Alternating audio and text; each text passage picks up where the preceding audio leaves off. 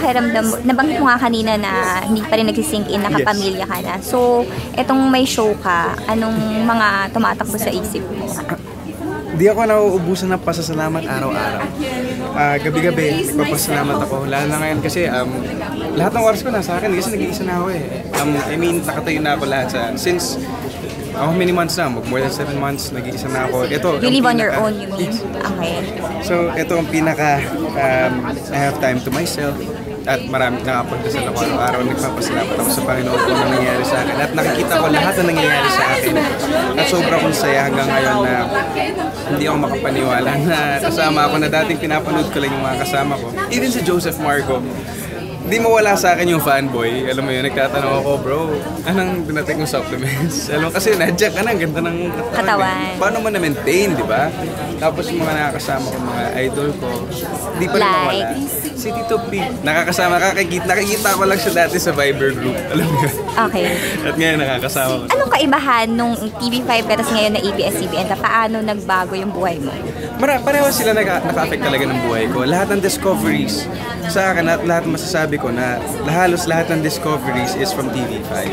Na-discover nila ako na tinuruan nila akong umarte, tinuruan nila akong kumanta, sumayaw. Sila ang nakapagsimula sa akin, kumbaga sila ang aking ugat.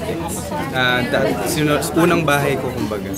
Ang ABS para sa akin, sila naman ang nag-e-enhance sa akin at sila ang pakpak ko. At parang kumbaga, parang ina ko na rin sila dahil inaway sa pag-aalaga para mga magulang ko. Napakaganda pa ng tiwala sa akin. Napakaganda ng role na binigay sa akin. Napakaganda ng pagkakataon na binigay sa akin.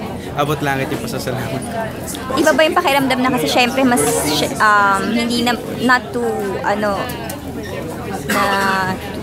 to say anything bad against yung other networks, pero syempre mas wider yung reach ng ABS and may TFC tayo. So may naisip mo ba yun o hindi naman masyado?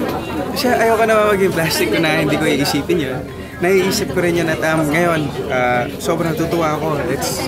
Pag tinatawagan ako ng pangalan ko, alam mo yun, na narinig ko yung Vin, music yun sa tenga ko, na ako parang, Vin, alam mo yun, titingin ka talaga. Yun, hanggang ngayon, isa yun sa mga pasasalamat ko na exposure lahat, tapos aking kilala na ako, na matagal ko nang pinapangarap. So, paano nyo din resolve yun?